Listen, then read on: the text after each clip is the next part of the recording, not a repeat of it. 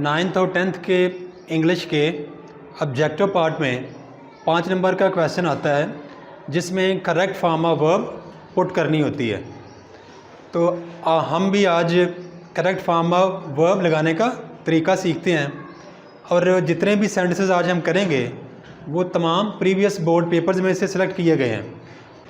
Correct form of verb की जो हम लेक्चर्स कर रहे हैं, इन लेक्चर्स की जो सीरीज़ है, उम्मीद है कि इन्हीं में से आपको जो आने वाला एग्ज़ाम है उसमें sentences correct form of verb वाले आ जाएंगे। इस सीरीज़ का ये लेक्चर नंबर 6 है। तो स्टार्ट करते हैं। सेंटेंस नंबर 1 है, I already dash 3 cups of coffee. हमारे पास ऑप्शंस हैं took, take, has taken, have taken. इसमें निशानी में मिल गई है ऑलरेडी। जिस इंग्लिश के सेंटेंस में ऑलरेडी का वर्ड आ जाए वहाँ पे हमने हैज़, हैव और हैड, इन तीनों में से कोई एक हेल्पिंग वर्ब लगाना होता है और उसके बाद वर्ब की थर्ड फॉर्म लगानी होती है। तो यहाँ पे देखिए, ये जो दो ऑप्शंस है ना, इनके साथ हैज़ और हैव आया हुआ है और थर्ड फॉर्म भी आई हुई है। तो हमारा जो ऑप्शन है करेक्ट वो इन दोनों में से कोई एक हो सकता है, क्योंकि इनके साथ तो हैज़, हैव या हैड आई नहीं है। तो अब ये देखना पड़ेगा कि हमारे सब्जेक्ट जो है आए, इसके साथ हैज़ लगता है या हैव लगता है। आए के साथ हमेशा हैव लगता है, हैज़ नहीं लगता। तो हमने डी वाला ऑप्शन सेलेक्ट करना है। I already have taken 3 cups of coffee. मैंने पहले ही कॉफ़ी के 3 कप्स पी लिए हैं। तो हम डी वाला ऑप्शन सेलेक्ट करेंगे। Sentence number 2, she was dash the students. दिए गए ऑप्शंस हैं टीचर्स, फर्स्ट फॉर्म के बाद यस लगा हुआ है। टीच, ये फर्स्ट फॉर्म है। टॉट, टीच की सेकंड और थर्ड फॉर्म है टॉट। और टीचिंग, ये फोर्थ फॉर्म है टीच की। अब देखिए यहाँ पे वाज के बाद ब्लैंक आई हुई है। तो वाज के बाद अगर तो हमारा सेंटेंस हो एक्टिव वॉइस, तो फिर वाज के बाद हमने वर्ब की चौथी फॉर्म लगानी होती है आईएनजी वाली। और अगर हमारा दिया गया सेंटेंस पैसिव वॉइस हो तो फिर वाज के बाद थर्ड फॉर्म लगानी होती है। अब ये जो हमारा सेंटेंस है ये एक्टिव वॉइस है। एक्टिव वॉइस क्या होता है कि एक्टिव वॉइस फिक्रों में काम करने वाले, ये सब्जेक्ट का जिक्र, काम करने वाले का जिक्र वर्ब से पहले होता है। तो यहाँ पे शी वाज द स्टूडेंट्स, बात हो रही है टीचिंग की। वो बच्चों को टीच करवा रही थी, पढ़ा रही थी। तो टीच करवा कौन रहा था? शी। तो इसका जिक्र क्योंकि वर्ब से पहले है, इससे ये फिक्रा होगा एक्टिव वॉइस। और एक्टिव वॉइस फिक्रों में हम वाज के बाद कौन सी फॉर्म लगाते हैं? फोर्थ फॉर्म, यानी आईएनजी वाली फॉर्म। तो यहाँ पर हम वाज के बाद आईएनजी वाली फॉर्म टीचिंग लगाएंगे। She was teaching the students, वो बच्चों को पढ़ा रही थी। Sentence number 3, they dash in this office for 10 years। यहाँ पे देखिए प्रपोजिशन आई हुई है फॉर और उसके बाद मुद्दत आई हुई है। ऑप्शन है हमारे पास लिव्ड, हैव लिव्ड, लिव और हैज़ लिव्ड। अब देखिए इस पर यहाँ पे कौन सा फार्मूला लगता है। इंग्लिश का कोई सेंटेंस हो जिसके आखिर पे फॉर या सिंस, इन दोनों में से कोई एक प्रपोजिशन आई हो और उसके बाद वक्त हो, ड्यूरेशन यानी मुद्दत हो, या स्टार्टिंग पॉइंट ऑफ एक्शन, किसी भी एक्शन का नुक्ता आगाज़ हो, तो वहाँ पर पहले आपने देखना है कि हैज़, हैव या हैड में से कोई एक हेल्पिंग वर्ब, उसके बाद BEEN बीन, और उसके बाद फोर्थ फॉर्म या आईएनजी वाली फॉर्म आपको मिल जाए तो फिर आपने ये वाला फार्मूला लगाना है। अब यहाँ पे देखिए ये वाला फार्मूला नहीं है, ये वाला स्ट्रक्चर आपको ऑप्शंस में है ही नहीं। अगर ये स्ट्रक्चर, ये ऑप्शन आपके पास ना हो, फिर आपने हैज़, हैव या हैड में से कोई एक हेल्पिंग वर्ब, उसके बाद वर्ब की थर्ड फॉर्म लगानी होती है। ठीक है जी। तो यहाँ पर क्योंकि पहले वाला स्ट्रक्चर नहीं है तो ये दूसरा वाला आपने लगाना है यहाँ पे।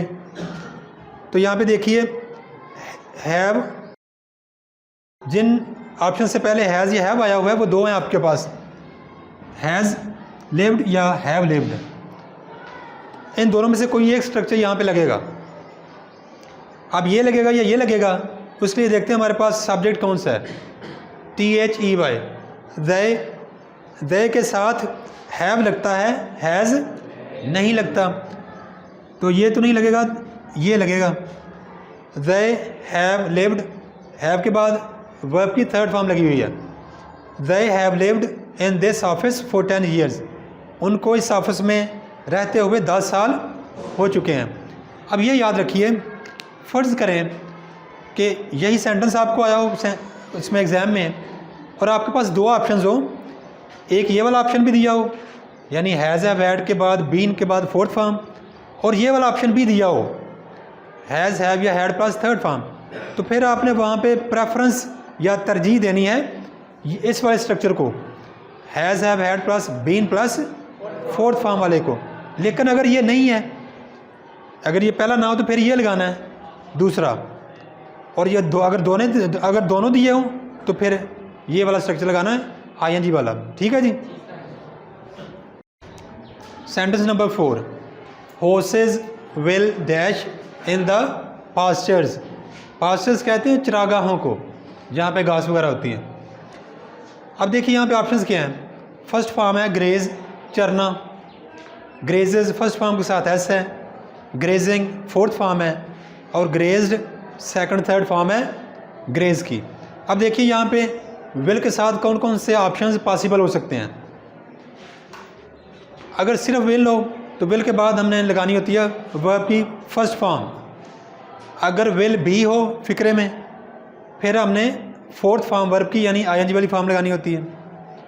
अगर विल हैव फिक्रे में आया हो उसके बाद थर्ड फॉर्म, और विल हैव बीन आया हो तो फिर हमने क्या लगाना होता है, फोर्थ फॉर्म। तो यहाँ पे देखिए अब क्या आया हुआ है, यहाँ पे सिर्फ विल है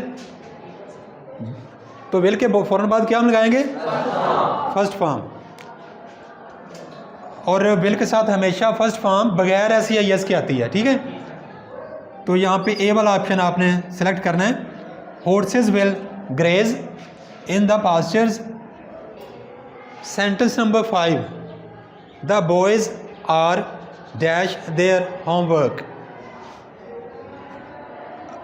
वर्ब की फोर्थ फॉर्म आई हुई है डूइंग, वर्ब की पहली फॉर्म है डू, थर्ड फॉर्म है डू की डन, और डिड सेकंड फॉर्म है डू की। अब देखिए आर के साथ क्या क्या आ सकता है। अगर फिक्रे में आर आया हो और फिक्रा आपका हो एक्टिव वॉइस तो फिर आपने आर के बाद वर्ब की फोर्थ फॉर्म लगानी होती है, और अगर फिक्रा हो आपका पैसिव वॉइस तो फिर आर के बाद वर्ब की थर्ड फॉर्म लग सकती है। अब यहाँ पे देखिए द बॉयज़ आर, यहाँ पे वर्ब है डू का करना, boys are doing their homework, लड़के अपना काम कर रहे हैं। अब यहाँ पे काम हो रहा है करने का, तो कर कौन रहा है, बॉयज़, यानी काम करने वाले हैं लड़के। अगर काम करने वाले का जिक्र जो है ना वो वर्ब से पहले आया हो, वर्ब आपको पता है ये इधर ब्लैंक भी आना है ना, तो वर्ब से पहले जिक्र है, पहले जिक्र हो तो वो एक्टिव वॉइस फिक्रा होता है। तो एक्टिव वॉइस में आर के बाद क्या आएगा, फोर्थ फॉर्म। तो यहाँ पे आपने लगानी है फोर्थ फॉर्म यानी ING वाली फॉर्म। ए वाला ऑप्शन सेलेक्ट करेंगे, the boys are doing their homework, लड़के अपना होमवर्क कर रहे हैं। ऑप्शन नंबर 6 है जी, I dash here for 2 hours। अभी यहाँ पे देखिए FOR फॉर प्रपोजिशन है और उसके बाद आ गया ड्यूरेशन आ गई है 2 घंटे। फॉर या सिंस इन दोनों में से कोई एक हेल्पिंग वर्ब आया हो फिक्रे के आखिर पे, और उसके बाद वक्त, मुद्दत या नुक्ता आगाज़ दिया हो एक्शन का, तो 2 पॉसिबिलिटीज़ होती हैं। पहली होती है हैज़ हैव या हैड में से कोई एक हेल्पिंग वर्ब, उसके बाद BEEN बीन, और उसके बाद फोर्थ फॉर्म यानी ING वाली फॉर्म। अगर ये वाला ऑप्शन आपको दिया ही ना हो, यानी फॉर या सिंस के बाद मुद्दत, ड्यूरेशन या स्टार्टिंग पॉइंट तो हो फिक्रे में, लेकिन आपको ये पहले वाला ऑप्शन ना दिया हो, तो फिर आपने दूसरे वाला ऑप्शन सेलेक्ट करना होता है। हैज़, हैव या हैड में से कोई एक, उसके बाद वर्ब की थर्ड फॉर्म लगाकर भी आप इसमें करेक्ट फॉर्म लगा सकते हैं। लेकिन अगर ये दोनों दिए हों फिर आपने पहला लगाना है, दूसरा नहीं लगाना। ठीक है, अब यहाँ पे देखते हैं क्या है। यहाँ पे हैव बीन वाला ऑप्शन दिया गया है, यानी आपने ये वाला ऑप्शन पहला ही आपको दिया गया, ये चुन लेना है। तो ये सी वाला ऑप्शन है, I have been waiting here for 2 hours. मुझे यहाँ पे इंतज़ार करते हुए 2 घंटे हो चुके हैं। Sentence number 7, the match started after I dash the playground. अब यहाँ पे देखिए ये सेकंड फॉर्म है, लंबा फिक्रा है। एक ये इसका पार्ट है, एक ये पार्ट है। एक पार्ट में आई हुई है वर्ब की सेकंड फॉर्म, जबकि दूसरे में हमने बताना है कौन सी फॉर्म आनी है। और ये याद रखिए कि दरमियान में इसके आया हुआ है आफ्टर। तो लंबा फिक्रा हो इंग्लिश में, उसके 2 पार्ट्स हों, तो जो आफ्टर के बाद वाला पार्ट होता है वहाँ पे आपने लगानी होती है हैड प्लस थर्ड फॉर्म, और दूसरी तरफ सेकंड फॉर्म लगानी होती है। तो यहाँ पे देखिए सेकंड फॉर्म तो हमारे पास है ना, तो आफ्टर के बाद हमने क्या लगाना होता है, आफ्टर के बाद वाली क्लॉज में, तो यहाँ पे आएगा डी वाला option, had plus third form है left. The match started after I had left the playground. Playground से, मेरे प्लेग्राउंड से जाने के बाद मैच शुरू हो गया। अब यहाँ पे एक और बात याद रखिए कि लाजमी नहीं कि आफ्टर जो है ना ये वाली क्लॉज बाद में आए, ये पहले भी आ सकती है। अब ये देखिए आफ्टर वाली क्लॉज पहले आई हुई है, फिर दरमियान में आएगा कॉमा और दूसरा पार्ट उसका इसके आगे आ जाएगा। तो यहाँ पे भी करना आपने वही है कि आफ्टर वाली जो क्लॉज है जो आफ्टर से शुरू होती है वहाँ पे हैड प्लस थर्ड फॉर्म, जैसे कि हम यहाँ पे लगा रहे थे। तो अब हैड प्लस थर्ड फॉर्म आपने यहाँ पे लगा देना आफ्टर की तरफ, और सेकंड फॉर्म दूसरे पार्ट में। अब देखिए मैंने वो सेंटेंस भी लिख दिया है, ये वाला पार्ट जो हमने क्लॉज हमने पहले लिख दिया है, after I dash the play ground, और दूसरी वाली क्लॉज पहली वाली क्लॉज हमने सेकंड बाद में लिख दी है, कॉमा कॉमा द मैच, फिर यहाँ पे दोबारा ब्लैंक बना दिया। यहाँ पे फार्मूला आपने यही लगाना है, आफ्टर वाली जो क्लॉज है वहाँ पे हैड प्लस थर्ड फॉर्म, यानी यहाँ पे आफ्टर आई हैड लेफ्ट, ये वाला यहाँ पे पुट करना है, और दूसरी तरफ the match started second form आप यहाँ पे लगा देंगे। तो आफ्टर वाली क्लॉज सेंटेंस में बाद में आए या पहले आए, फार्मूला आपने याद रखना है कि आफ्टर वाली जो क्लॉज है जो आफ्टर से स्टार्ट होती है वहाँ पे हैड प्लस थर्ड फॉर्म लगाएंगे, जबकि दूसरी जो क्लॉज है वहाँ पर सेकंड फॉर्म, चाहे आफ्टर वाली क्लॉज पहले आए या बाद में। फार्मूला यही रहेगा। नेक्स्ट है sentence number 8, we have dash the songs. अब ऑप्शंस हैं, फर्स्ट फॉर्म के साथ है हेयर्स, हर्ड, हेयर की सेकंड थर्ड फॉर्म है हर्ड, हेयर ये फर्स्ट फॉर्म है बगैर एस एस के, और हेयरिंग फोर्थ फॉर्म है आई वाली फॉर्म। अब यहाँ पे और कोई निशानी नहीं है, सिर्फ हैव हमें नज़र आ रहा है। तो देखिए अगर सेंटेंस में हैज़, हैव या हैड हो तो उसके बाद हम लगाएंगे थर्ड फॉर्म, इनमें से कोई एक हेल्पिंग वर्ब हो बाद में थर्ड फॉर्म। और अगर हैज़, हैव या हैड में से कोई एक हो और उसके बाद BEEN आया हो और उसके बाद फोर्थ फॉर्म लगानी पड़ेगी हमें। अब यहाँ पे BEEN हमें नज़र नहीं आ रहा, सिर्फ हैव है, तो हैव के बाद हम क्या लगा देंगे, थर्ड फॉर्म वर्ब की, जो कि है हर्ड। तो बी वाला ऑप्शन आपने सेलेक्ट करना है, we have heard the songs, हमने गाने सुने हुए हैं या हमने गाने सुन लिए हैं। Sentence number 9, they dash cars for 6 hours. अब यहाँ पे देखिए FOR फॉर प्रपोजिशन है, उसके बाद 6 आवर्स, ये ड्यूरेशन आ गई है 6 घंटे। तो कोई इंग्लिश का सेंटेंस हो, उसमें फ़िक्र के आखिर पे फॉर या सिंस में से कोई एक वर्ड यूज़ हुआ हो और उसके बाद वक्त, मुद्दत या स्टार्टिंग पॉइंट हो एक्शन का, तो आपके पास दो ऑप्शंस होते हैं। अमूमन आपको पहला ऑप्शन आ जाता है ऑप्शंस में, ठीक है। ऑप्शंस में ये स्ट्रक्चर आपको ज़्यादा आ जाता है इस तरह के फ़िक्रों में। हैज़, हैव या हैड में से कोई एक हेल्पिंग वर्ब, उसके बाद बीन और उसके बाद आईएनजी वाली फॉर्म।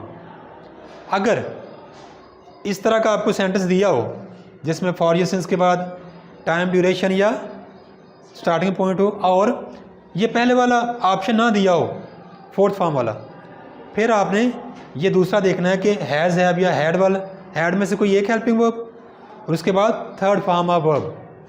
और अगर दोनों आए हों सेंटेंस में, इस तरह का सेंटेंस हो, दोनों ऑप्शंस आपके चार ऑप्शंस में हों, फिर आपने ये पहले वाला आईएनजी वाला ऑप्ट करना है, ये चुनना है। अब यहाँ पे देखिए ये आईएनजी वाला आया हुआ है ऑप्शन, हैड बीन प्लेइंग, तो आपने डी वाला ऑप्शन यहाँ पे चुनना है। They had been playing cards for 6 hours, वो 6 घंटे तक कार्ड्स खेलते रहे। सेंटेंस नंबर 10 देखें जी। I heard a noise dash from behind the room.